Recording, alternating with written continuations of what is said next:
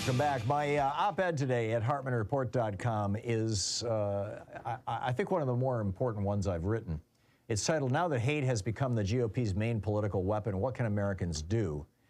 And, you know, I started out by talking about how a conservative host, radio host in Denver on KOA, I believe is the station, has publicly changed her party affiliation from Republican to independent, saying that, you know, this is not her party anymore. This is now the party of Trump.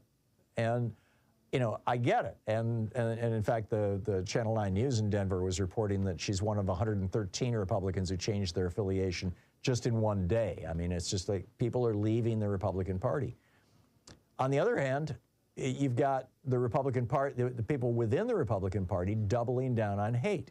Now, why is it that they're doubling down on hate? You know, what is it about hate that's so attractive to these Republicans? You know, I mean, they're hating on queer people, hating on college professors, hating on black people, hating on immigrants, hating on public school teachers, hating on books, hating on Hispanics, hating on uppity women, hating on drag queens, hating on liberals, hating on American history, hating on Asians, hating on woke and other terms to describe tolerance and compassion. Why?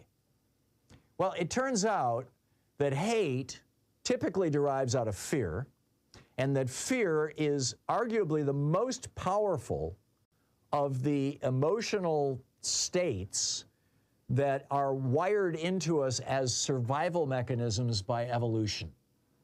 Hate and fear, the fear-provoking hate, although hate can also provoke fear, but this hate-fear cycle is more powerful than the urge to reproduce. It's more powerful than the sex drive.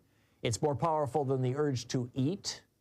Although, you know, arguably after a few days of not eating, that may change. But, you know, on an immediate basis, this is the most powerful individual motivator. In order to cause people to fear and hate, first you must have them think of the people that they are fearing and hating as less than human beings, as something less than people. And that is exactly what the Republican Party has been up to for the last 6 or 8 years. I mean, it started, well, obviously this goes back to Nixon's Southern strategy in 1968, but in a really big way, this started with Donald Trump coming down the escalator and hating on Mexicans.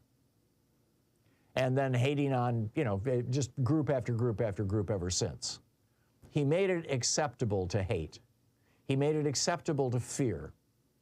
And, you know, fearing immigrants, fearing women, fearing teachers, fearing drag queens.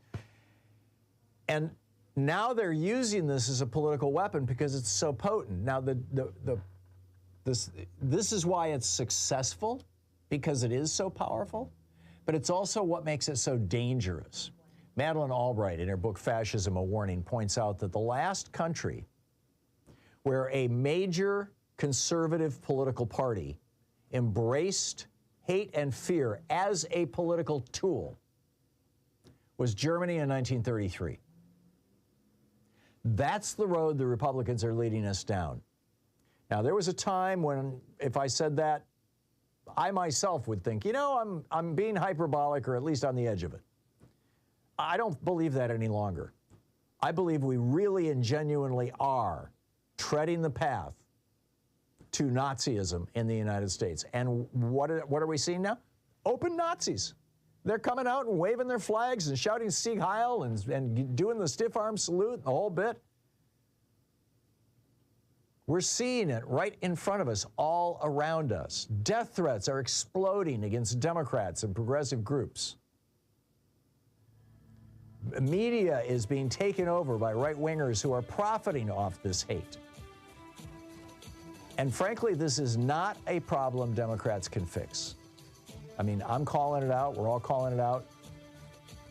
But this is a problem that is going to take Republicans standing up and saying, no, enough, as Mandy Connell did.